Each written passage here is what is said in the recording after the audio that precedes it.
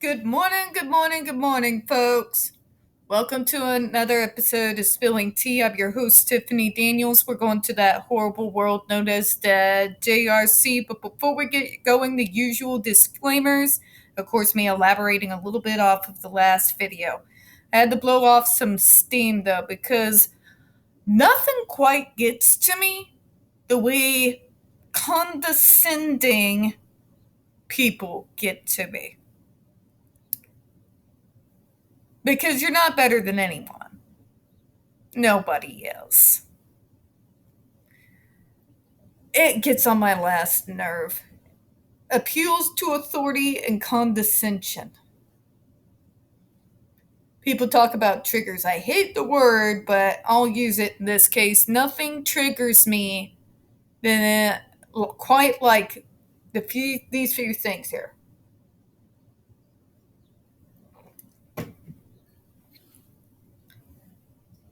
The willingly hostile, arrogant individuals, arrogant and ignorant,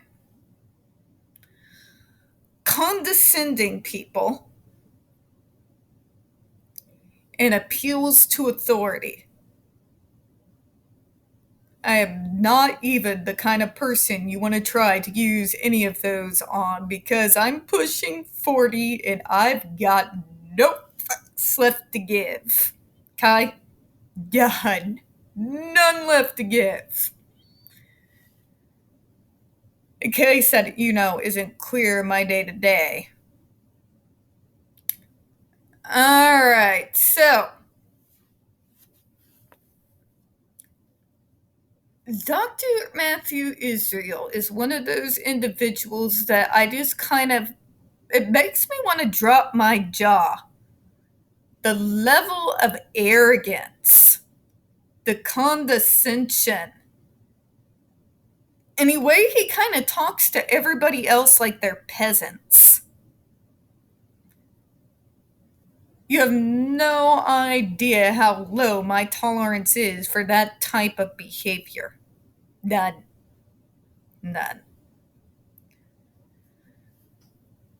And he uses it when he defends himself, and he thinks that's going to make him look more credible. It doesn't. It means that you're hiding a bunch of atrocities behind your arrogant speech and your holier than thou attitude. It doesn't help, it hurts.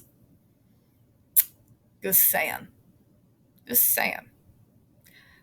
When you call other practices hypothetical that have been in use for over a decade, successfully too, I might add, used on the very same individuals that you claim cannot be treated any other way than, corporal punishment,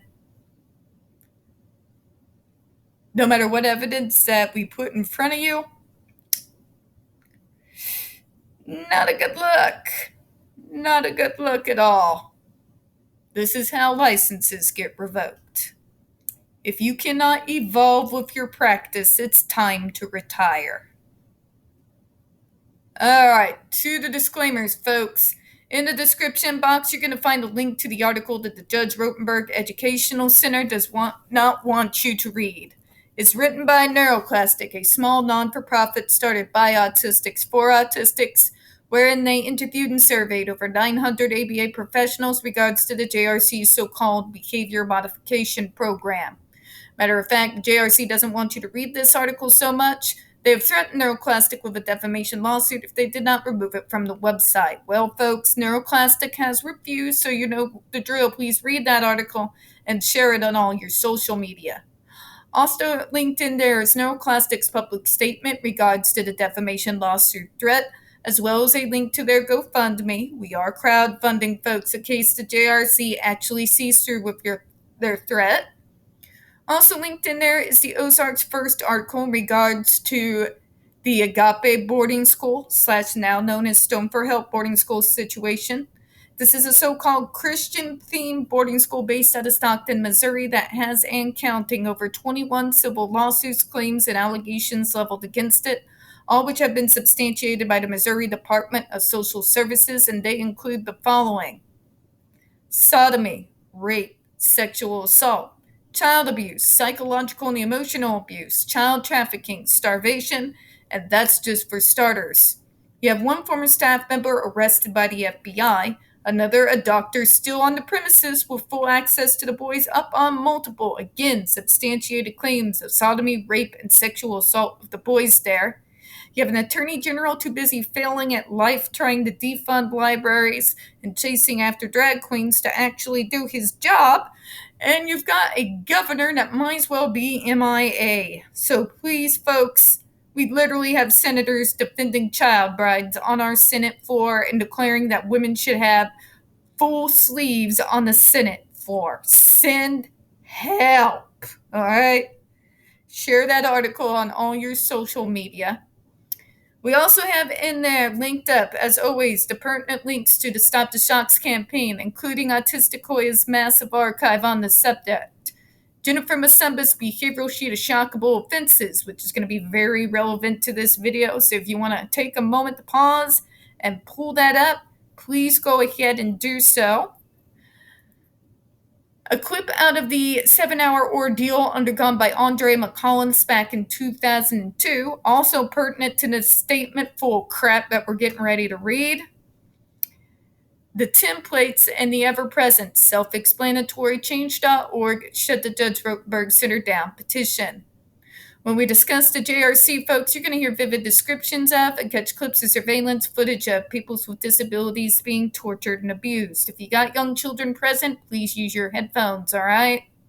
This channel is marked not for children for a reason. We use profanity and speak on dark subjects. If your child is 16 and younger and they are watching this, very obviously, folks, parental supervision is advised. Trigger warning, we are about to once again descend into the mad ravings of the lunatic mind known as Dr. Matthew Israel. You're going to hear gaslighting, victim blaming, pseudoscience, lies, abuse and torture apologencia. Enough ableism and bigotry to go around, all coming from a man with a massive ego and even larger God complex. So for the condescending amount of stupid we are about to read, folks, be prepared, all right?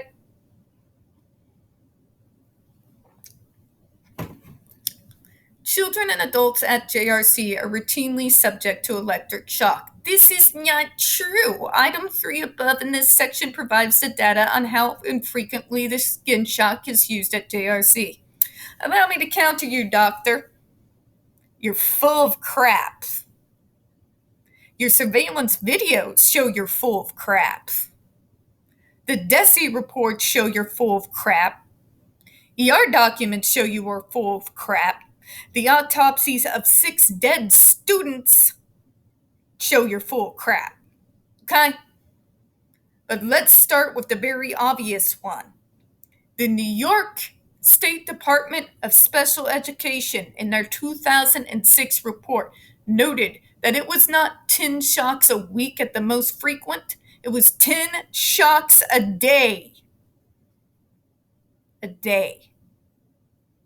And doctor, if it's so infrequently used and only used in the worst case situations, explain what the hell happened to Andre McCollins. Because if you watch that video, what is he doing, folks?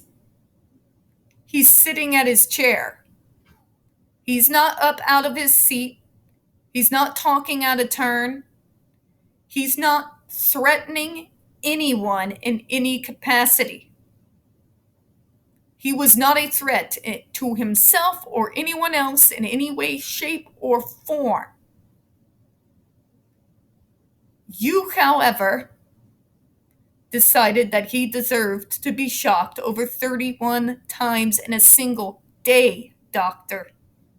That gives lie to your words right there. Before you go and tell me, but that's just rare. There's also the case where you shocked 2 individuals over 71 times each. There is the DESI reports of the individuals that you were shocking so frequently and had become so covered with blisters and bruises that they would have to be taken off the device for weeks at a time to heal up before you were able to use it again.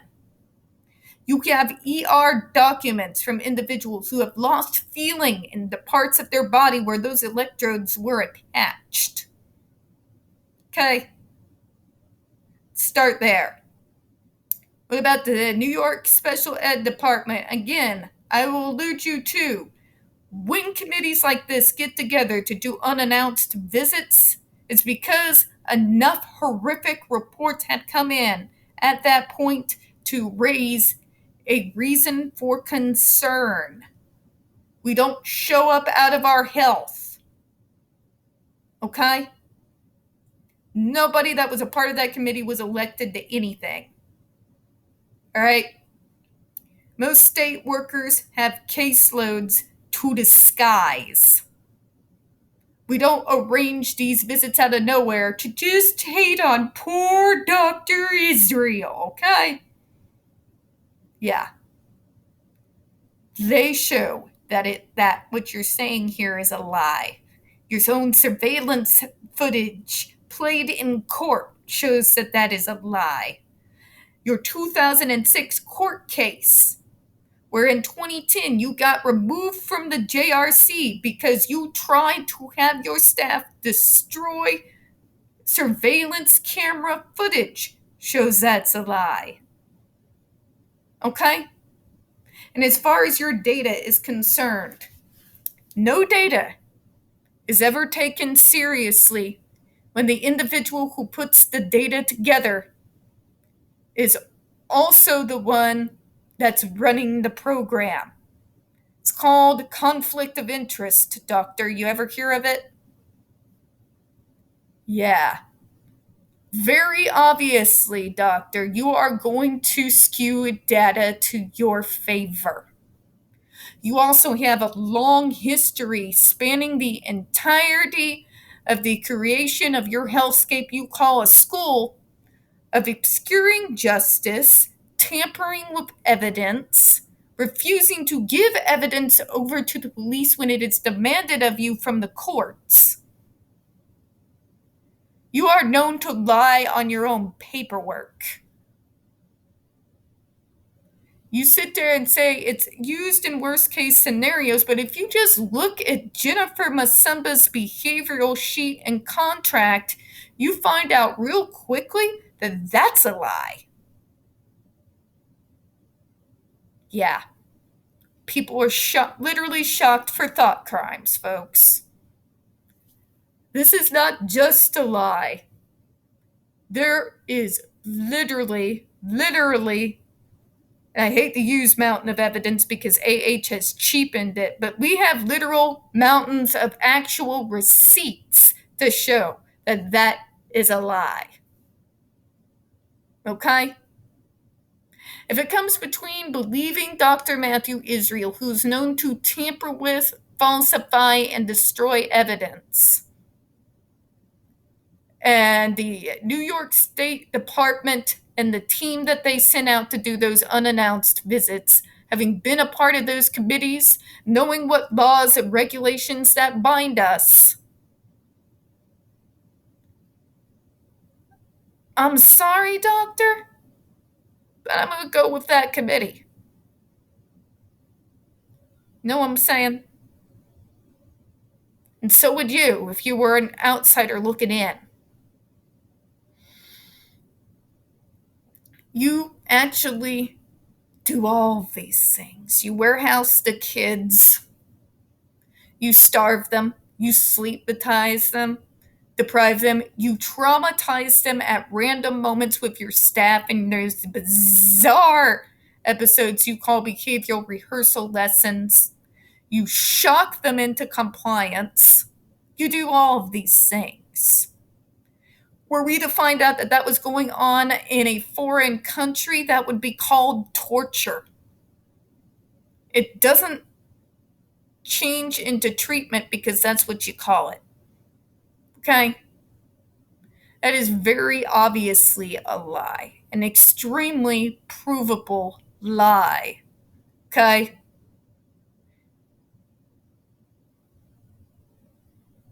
I know this world and the crazy state that we are in now, that people actually believe that you can change facts to suit your narrative. But that's just not how reality works. In particular, when you've literally have tons of receipts that prove otherwise. You don't get to change your facts. You don't get to say, but what I say is true because I said so. That's a child's argument. That's a 5-year-old brother who's poking at his 4-year-old sister, and mama's watching through the rearview mirror of the car watching you do it. Sister said, he's poking me, and he says, no, I didn't. That's literally a child's argument, okay? It's that level. It's literally that level. It doesn't work on anyone.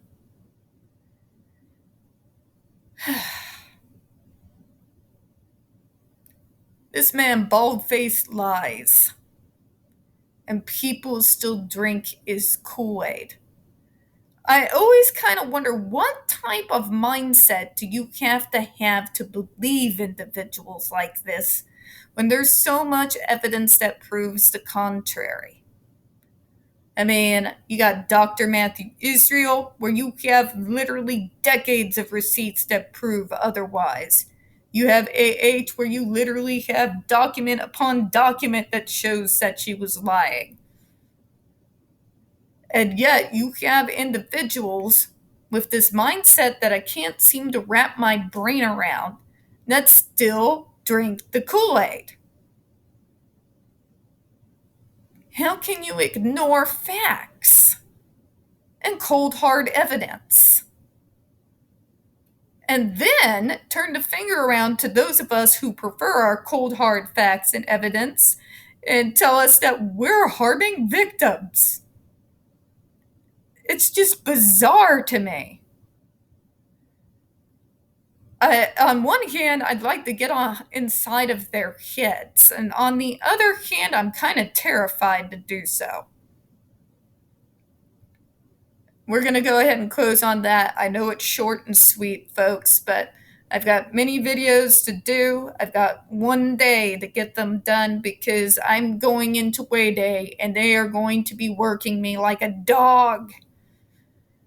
So, as always, I thank you for watching and appreciate your time.